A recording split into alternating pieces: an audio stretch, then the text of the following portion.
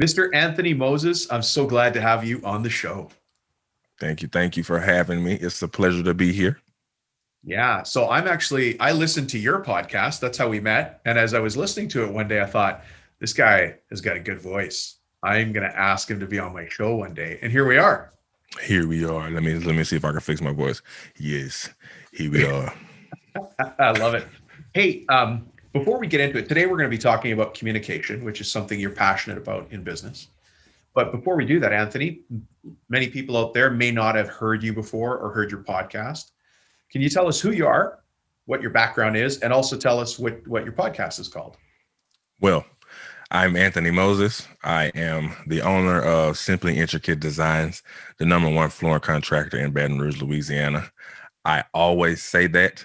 Some people really get bothered when I say #1, but that's just how I view myself. And it gives me something to live up to. We're located in Baton Rouge, Louisiana.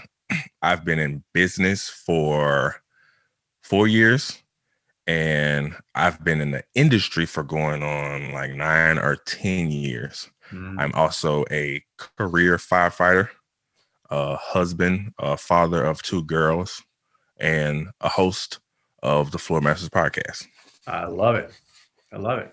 I like the way you talk. You're very positive in your language. I mean, you gave a good reason for you're the #1 tile setting contractor in Baton Rouge. And you know what? I'll bet you nobody else has claimed that spot, so you get to be the first one. Absolutely. When it comes to marketing, there's so many gaps in the contracting world that I was just like, I can easily take over this. I knew it was gonna bother some people, but it was just like, it's business. Like I didn't get into business to be considering other people's feelings. If I can be profitable, it's marketing. It's only marketing. It's not me stepping on any toes and saying other people don't know better than me, because they do. But nobody was claiming it, so I did. So you did. And you do residential tiling? Yes, only residential. Yeah. And you know, the people that listen to this show are either residential, commercial, civil, institutional, industrial. That's all fine. But, you know, because everybody's got their thing. But the one thing that I found consistently as I talk to people or research them or meet them through the show is they all care about quality. You have to. I bet you we could all go out there and say we're #1 because we care about quality. Yeah. But, and you know what? When it comes to the word quality, I think people lean on it too much, because so many contractors advertise or sell themselves on, we do quality work. I always tell people that it's not a selling point, because that's bare minimum. If you're in business as a contractor, you're supposed to be doing quality work. Like, you're not surprising anybody by saying we do quality work. It's like, okay, what else do you do? You better be doing quality work if I'm giving you money.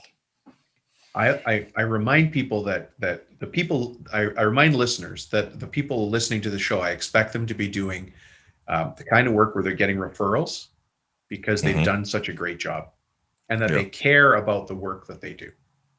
And if you're not one of those people, then you can go listen to another podcast, because this is for people who are aimed forward, who are trying to do great things and do a great job. We make mistakes time to time. Not every customer's happy, but if we're trying, we're working hard to be that person. That's what I'm looking for. It's all about the experience. You have to give them an experience. Even if, like you said, a mistake happens, they will remember if you came back and put effort into making sure that they had a good experience. At that point, they'll go tell all kind of people that, hey, look, he did mess something up, but what he did afterwards was like over the top. You should call this guy. Yeah. And that takes price right out of the equation right there, because what amazes me, and, you know, we're hiring a tradesperson right now to re-roof a rental property I have. And, you know, it's a good sized job. I think any roofer would like this job. We've got guys just not showing up, or showing up late to the appointment. And if you show up late to an appointment with me, and I'm in the industry, you're done. I just don't have time. If you are going to be late and you send me a text, that's fine. But we have guys completely no showing and then still trying to get the work, and they're just never going to get it. So it's funny that the expectations, and this goes to communication, Anthony, the expectations aren't very high. show up when you say you're going to show up, or phone in advance. Those things are fine. But to not show up doesn't cut it. It doesn't cut it anymore. Maybe it did in the past, but it's too competitive today. No, look, I have my own opinions. I don't look at things or other contractors as competition. So part of me can say use the word competitive for lack of a better term, but I really don't think that it's that competitive. Like, it's so easy in comparison to the masses to stand out, because so many people are dropping the ball in areas, like you said, are just not showing up. It's like, you can win a job just from showing up on time when you say you're going to be there. Like, I just finished a job, which was a crazy little situation. I'll tell you about this situation after I tell you about what happened. I just finished the job, and the customer was like really excited because I showed up on time. He was telling other people, it was like, man, you really on time. Like, you said you're gonna be here at 8:00, and you're here at 8:00. And I was like, yep, because I said I was gonna be here at 8:00. 8:00, yeah. It was like, I wasn't expecting you to show up. It was like, man, if that's the case, like, there's no competition. You're the #1 tile setting contractor in Baton Rouge. What do you expect? How would I not show up on time? Yeah. Without some form of communication. There was a day where traffic was heavy, and as soon as I got to the part of the interstate where it started slowing down, I picked up the phone and text. I was like, hey, look, traffic's kind of heavy. I'm running a few minutes late. It was like 15 minutes. But to me, that's important to communicate, to say, I can't take a chance on you feeling like I may not show up. Yeah. So let me get ahead of that and text you to let you know what I'm doing, what's going on, so we can avoid that millisecond of you saying, I knew he wasn't going to show up on time. Yeah. I don't ever want that. No, you don't want that. And then if people pay you late, you don't have the right. If you were late to show up to them, you don't have the right to complain. All right. Right. What's good, what's good for one is good for the other. So you have to go along with it. You built your own reality in that case. Yeah. You seem to think a lot about things. Like you like, when I hear you think about how people are going to communicate, and you think about how you communicate and how people are going to react. Is that something you've always done, or? Yeah. I could be an overthinker because I'm always thinking like way ahead. Some years ago, I caught myself because I think a lot. My wife can attest to this. She'll sit and just look at me and be like, what's she thinking about? And I have to realize that, man, I was lost in the sauce a minute ago. But years ago, I would catch myself thinking like years in advance. It would go from one thought to, hey, if this happens, then this will happen, then this will happen, and then this will happen, and then this will happen. And then I would end up being like, what are you doing? Because you went past tomorrow. We don't know if we're going to make it to tonight. To where it was just like, all right, I need to stop this because this is not, it's not healthy. Yeah. So I've always been one to kind of premeditate and look at things for what could happen. And do you do that so in business? I utilize it in business now, but it hasn't always been the best thing. Yeah. But tell me about that, because we're here to have you talk about communications and how you communicate with clients and observations you've had. So how does that work for you in business? And then also, can you give us examples you've seen of where communication has failed you or it's failed others? Oh, definitely can give you examples on both sides. So as far as like things that I'll do nowadays, as far as business goes, I want to communicate every possibility of what's supposed to happen and what could happen to the customer as soon as possible. That way they can make a very informed decision on what the next step is. And it's not me saying we got to do this or we have to do that. Right. Because I want them to know that, hey, look, these are your choices. If we run into this situation, I want you to be able to decide how to move forward and not feel like I'm pressuring you to do something. Because you always want the customer to be in control. You want to control your projects, but you want the customer to be in control of the experience. And if they get to make the decision on which way the project goes, they're going to be really happy at the end when you provide the results that you can provide, because they're going to feel like they're doing it. Can you say that again? You want to be in control of the process, but allow the customer or make the customer in charge of the experience? Yeah. So you want to be in control of your projects. As a contractor, you want to be able to say, hey, you know what? These are the only certain materials we're going to use because I know how they perform. Deliveries are going to happen on this day. The project is going to go in this process or Right. in these stages. But you want the customer to be in control of the experience. So that goes from the design portion.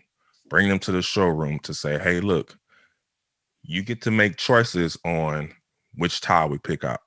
I'll lay out all the colors that you mentioned, but you're going to select which tile we pick out.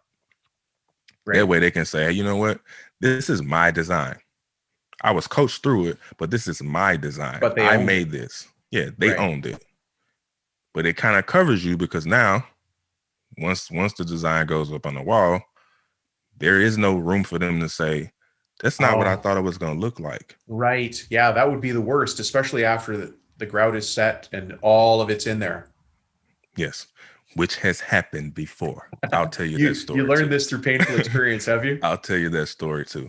But it's covering you, and it's also making the customer comfortable with their decisions. Because at a certain price point, you don't want a customer feeling like you're telling them what to do. They're like, one, you're not about to charge me all this money to tell me how this job is going to go. And I have no choices. Some people want your direction, but they don't want you to tell them exactly how they should feel, how they're going to respond. You got to give them the option. And so you have to communicate that. So you'd say to them, you need a certain kind of tile here so we can go around the corner. So when you go to the store, look, can you give me an example of what that looks like in a tiling situation, and we'll all apply it to our own trade. So I just went on the estimate earlier today that I made the decision to go on. I love it. So it's a really big shower. The customer is asking me where the tile should stop on the wall. At what height? So yeah, at what height? Yeah.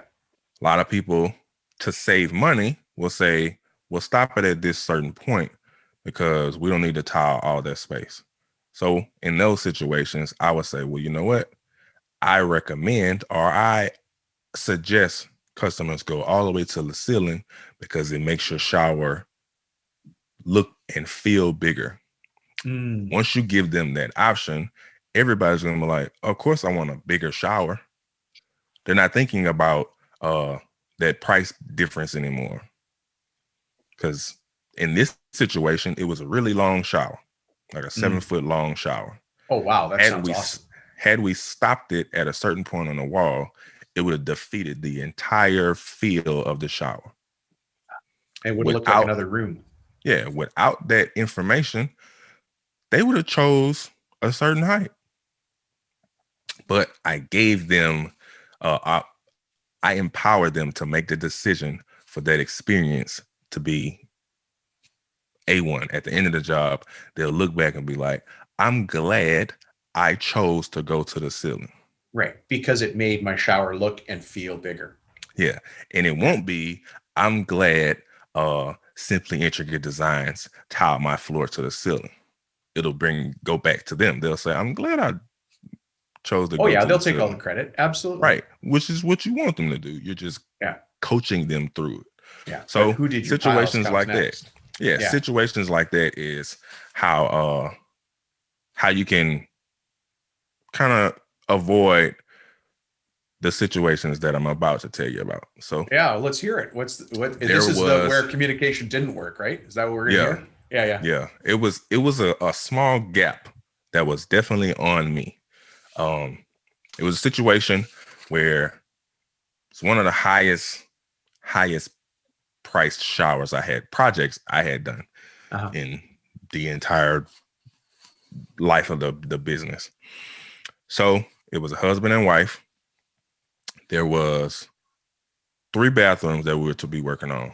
Mm. At the time, I was in the process of looking for subcontractors.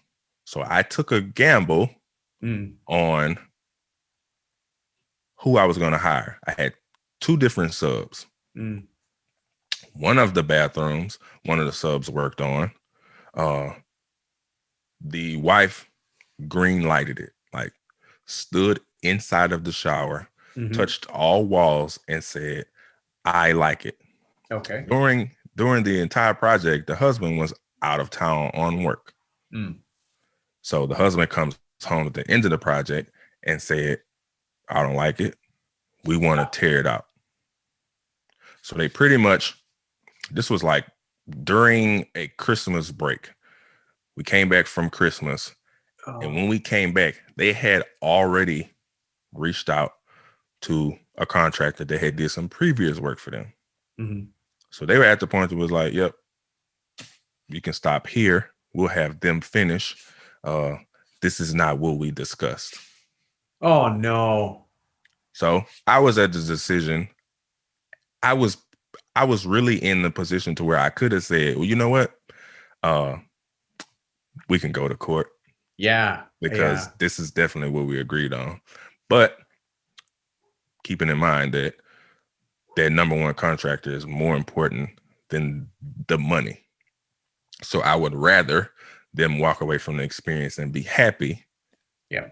than for me to get paid and they go And drag my name through the mud. and what's the simple system you want to put in place now for making sure that doesn't happen again? Do you have a Well, system? the system we have in place now is we have design software that you can see the shower before we ever put a piece of tile on it. Oh, nice. And if And then you they sign sign off off on on it. this, Yeah. hey, there is no discrepancies. Yeah.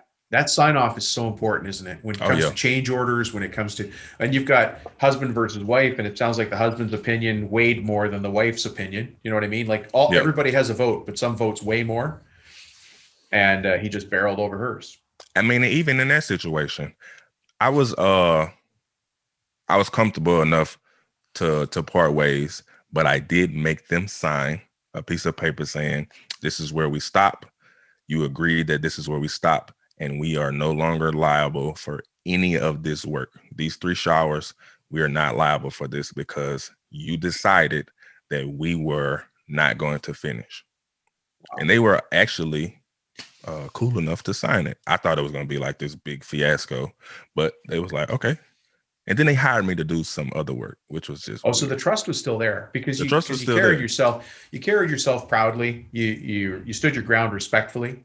Yeah. And you salvaged the relationship. You got more work from them. Yeah. Do you think in when we're talking about communication, we often, and especially on this show, we talk about our communication to the customers. Where are customers lacking in their communication back to you? I always find that a lot of people do not know what they want. Yeah. Like they haven't defined what they want. So it's always a picture off Pinterest that they're going off of to say, this looks nice. Can we do something like this? A little And then bit you like give this, but them, also like this. And they give you 3 or 4 pictures, right? Then you give them a price, a range covering the possibilities. And then they say, that's a lot more than what I want. Well, let's take that bench off because I'm never going to sit on it. Let's take the mosaic band because it costs so much money. So that's one of the main areas I feel like customers could do a better job on. Now, But I that have also gives. Sorry, no, go ahead. I was gonna say I have a episode that I send to a lot of customers on doing your homework. Like, you have to do your homework before you reach out to a contractor, so you can be clear on what you want to be quoted on and what you want them to do. A lot of times they don't communicate that, and they say, "Hey, I don't really have a budget. I don't know a price." Like, you need to get all of those things in place so you can communicate to the contractor what you want them to quote you on. Yeah.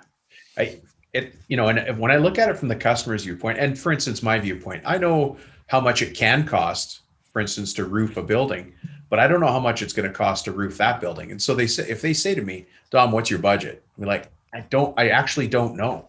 I don't know if it's 5,000. I don't know if it's 20,000. I don't know if it's 50,000.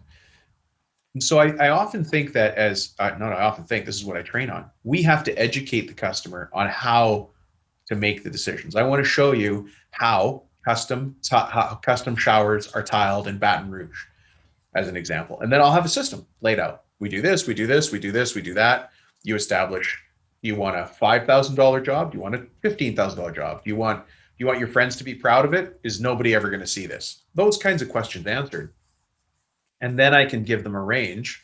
And giving people a range of prices is always a good way to go, because then they can choose where they want to fall within that range, and you don't have to get pigeonholed or brought down to what they think the minimum should be because somebody at Home Depot told them that should be the cost.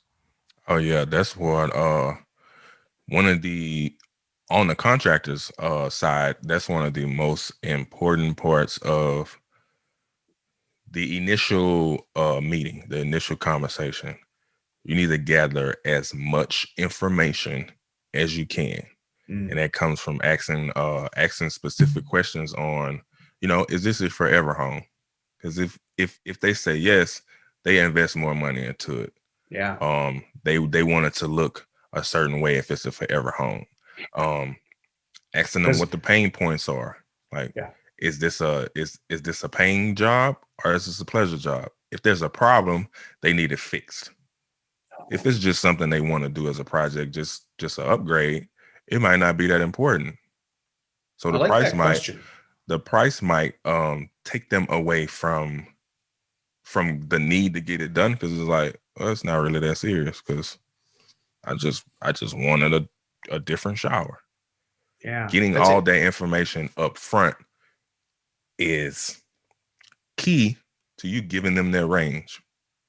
And so do you have a form that you bring with you, or do you just go in there and on your experience ask the questions? Actually, I learned all this from the contractor fight, Tom Reber. Yeah, Tom Reber. Yeah. Tom Reber is amazing.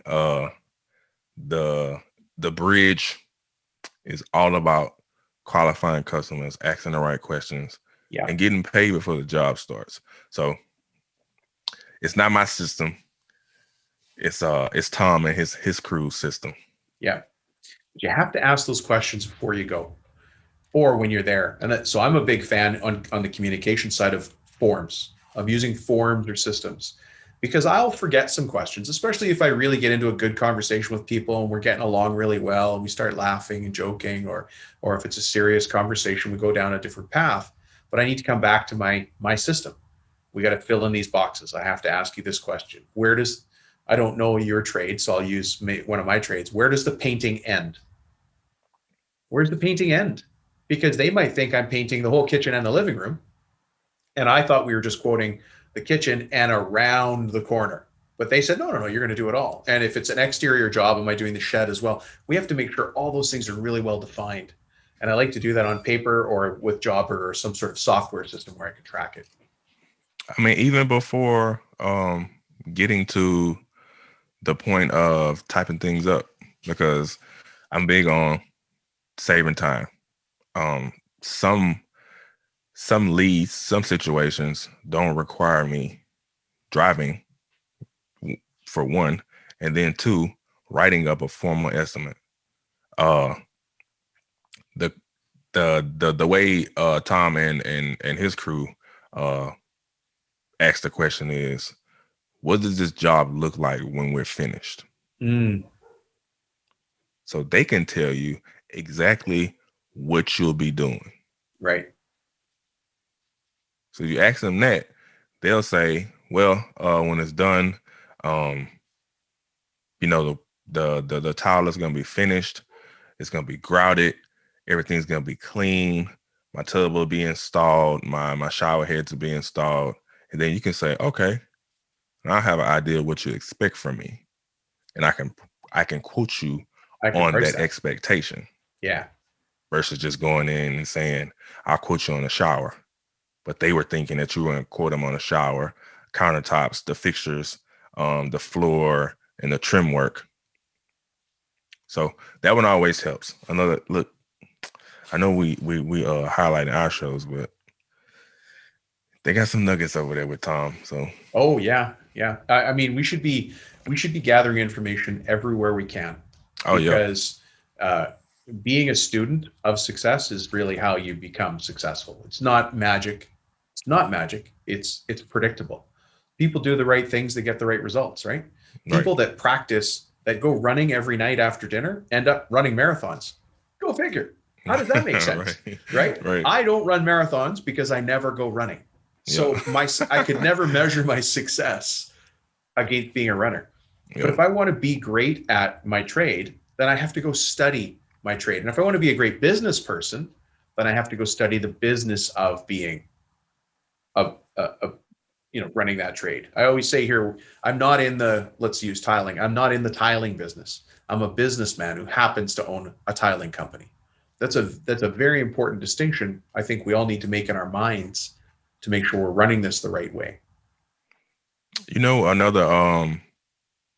Another big point when it comes to communication is communicating to the customer what we do and why we do it, or communicating the problem that we solve. Right. For example, our bread and butter at Simply Intricate is custom showers. Majority of our jobs are custom showers. Now, I'm classified as a flooring contractor. I won't turn flooring contracts down. I won't turn flooring jobs down. But when I'm communicating to a customer what we do, we make custom showers that will blow your mind. There you go. So being able to tell the customers, hey, look, this is what we offer you. Right. You don't do the flooring for an outdoor kitchen. You do showers. That's what you do. And they know you're that guy. Right. And that's what I want them to call me for. Again, I won't turn down a flooring job, but this is where we shine. This is what you want to call us for. To where you're not wasting time doing jobs that are, one, not profitable, and then two, that are taking time away from those jobs that are more profitable. Like it's bigger than just your company name. It's bigger than just your tagline. Your whole brand ties back into, like, you have to communicate that effectively to where it's on across platforms, on your website, social media, on your personal page. People need to know this is the problem that Dominic solves. That's what we solve. This goes back to communication. It goes right back to communication. Look, communication gets so deep, like so deep. If you can effectively communicate, you can charge whatever you want. As long as you can solve the problems and clearly identify what problems they all are. It sounds like it's not possible, but like with anything, you keep doing it, you can charge whatever you want. If you can effectively communicate what you do, you can effectively communicate the problem that you solve, how you're going to solve it, people will give you whatever you ask them. especially in if you show up on residential. time, especially In if you, yeah, in residential. residential, but especially if you show up on time for the quote. Yeah. Yeah. If you just show up, answering the phone, returning a phone call, returning a Facebook message, returning an email, like Yeah. all this communication, you can't drop the ball of communication because that just leaves everybody in limbo. People are confused and they don't know what the next step is. Yeah. Anthony, speaking of communication, how can we communicate with you? If somebody wants to find you or talk to you or learn more about your podcast, how would we find you in the big wide world of? Well, you can find me personally. Just I can't say Google Anthony Moses because there's a lot of Anthony Moses out there. I'm on Facebook at Anthony Moses. You can find the business on Facebook at Simply Intricate Designs. You can find us on all platforms at Simply Intricate Designs. You can visit the website www.simplyintricatedesigns.com to listen to the podcast. Google whatever platform you're listening to. It's the Floor Masters Podcast. And we are here to inform contractors and homeowners on everything to do with the flooring industry, and also to encourage the contractors to dream big, be more than just an installer, get to the next level, next phase in life, and keep pushing, keep growing. Be a business person who happens to be a flooring installer. Yeah. Right? Yeah. Exactly. Love it. Well, Anthony, thank you so much for being on. I really appreciate it. I hope one day soon you and I get to sit across the table and have a coffee or a drink of some sort when all this craziness is over. And maybe there'll be a podcasting event that we can do this link live up at. Yeah. All right. Thanks, Anthony. Have a great day. Thank you. Bye-bye. Later.